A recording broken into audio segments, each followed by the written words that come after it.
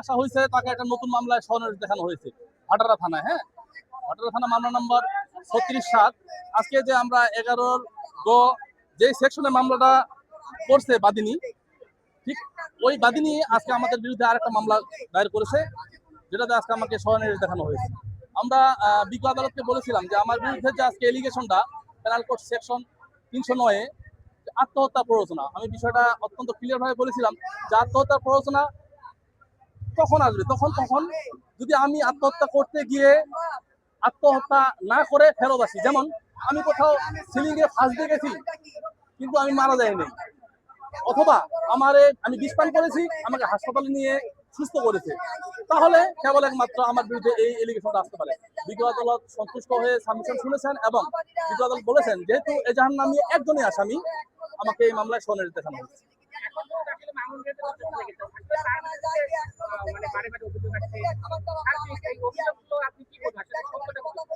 আচ্ছা, সত্যতার বিষয়ে একটু বলি। আমি বিজ্ঞ আদালতকে এও বলেছিলাম যে আপনারাও দেখেছেন যে ওই দিনকার যে ঘটনাটা দেখি আমাকে 11 গ সেকশনে যে মামলাটা দায়ের করেছে, 11 গ বা যৌতুক আইনের মামলাগুলা এলিগেশনগুলো কখন আসে?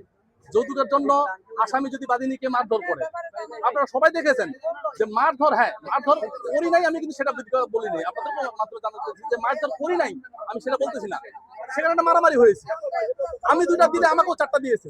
যৌতুকের জন্য তো মারামারি হওয়ার কোনো সুযোগ নেই, যৌতুকের টাকার জন্য মারামারি হওয়ার কোনো সুযোগ নেই, মাইর দেওয়ার সুযোগ আছে। আমি বিজ্ঞ আদালতকেও বলেছি যে সম্পূর্ণ একটা মিথ্যা ও ভিত্তিহীন মামলা। তবে আমরা সন্দেহ করতেছি আজকের যে মামলাটা, যে নতুন মামলাটা আমাকে স্বর্ণের দেখানো হয়েছে, এটা সম্পূর্ণ পূর্ব পরিকল্পিত। আমার আগের মামলায় যাতে আমি জামিনে এর বিরূপ প্রক্রিয়া পড়ে, বিরূপ প্রভাব পড়ে, শুধুমাত্র আমাকে ভিক্টিমাইজ করার উদ্দেশ্যে নতুন করে এই মামলা দায়ের করে স্বর্ণের দেখানো হয়েছে।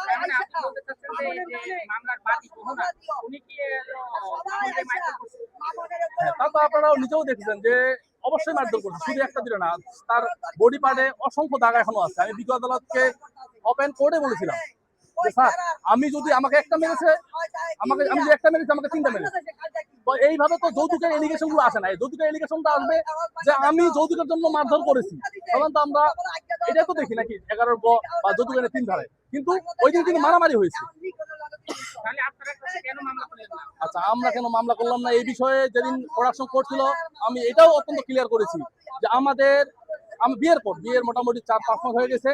এই 4-5 মাস বিয়ের হওয়ার পর থেকেই সে বিভিন্ন অ্যাঙ্গেলে, মানে আজকের যিনি বাদী মোহনা আমার কাছে একটা ফ্ল্যাট চাচ্ছে। আমাদের ভুল হয়ে গেছে, মানে মামুনের ভুল হয়ে গেছে যে আমরা কেন যৌতুক নিরোধ আইনে মামলাটা করলাম না। আজকে যদি আমরা যৌতুক নিরোধ আইনে মামলাটা করতে পারতাম তাহলে আজকে আমাদেরকে এই 11 গ পর্যন্ত আসতে হইতো, কিন্তু আমরা করিনি। আসলে তো মামুন অনেক বেশি মহব্বত করে ভালোবাসে, মামুন এখনো মোহনার প্রতি অনেক বেশি মায়া। আচ্ছা, আজকের যে মামলাটাতে নতুন যে